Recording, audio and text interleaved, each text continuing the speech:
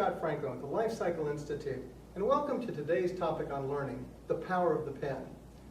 One of your core jobs as a facilitator is to create an engaging learning environment. If you create that learning environment, then the student's engagement will increase. If you don't, it'll decrease. And we know that engagement or disengagement is contagious. Most of us are used to using the flip chart to collect student ideas, or sometimes even use it as a parking lot to put up information that we want to get back to. But one of the critical ones that we could use that we oftentimes fail to is the fact that we can use this to develop ideas and teach core points. For example, let's say we're teaching on retention, material retention rates. So I want to draw this. 2, 3, 4, 6. That we know that students, for material that they hear,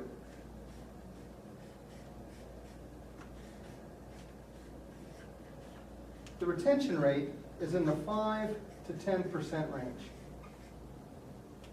For what they see, retention improves significantly. What they're allowed to question creates even greater retention. If they discuss it, do it, or at best, teach it, we can get retention rates upwards of 90%. Now, let me step out of facilitator mode and let's review the method I just used.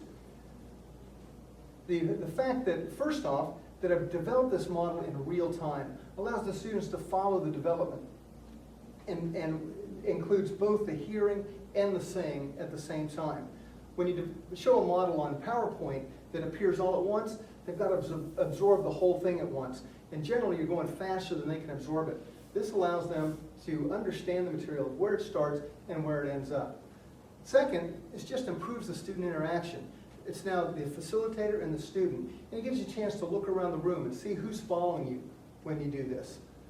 Third, the fact that you're drawing it, you'll oftentimes see the majority of your class mimic this, and they will draw this in their notes, which they get into the doing part of it, where they're drawing parts of this. That will greatly increase their retention. And then the next one is, which is the reason I really enjoy this method, is I can place it on the wall and refer to it in the future throughout the class. So if there's core learnings in this, we can reinforce it through the class by just referring to it on the wall. Oftentimes, you'll see the whole wall filled up with different models as they're developed. And making the connections between them increases the learning and the retention.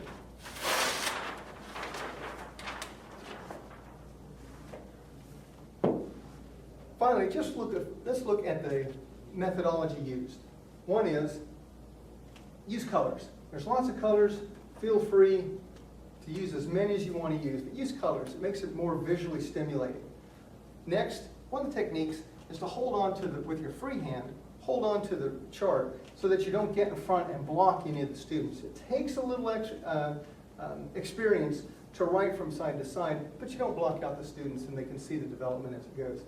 And the last one, I'll share this one if you don't tell anybody, is you can write yourself notes if you want to remember exactly what the steps are.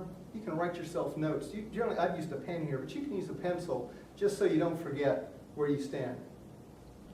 So in your next class, feel free to be different. Be bold.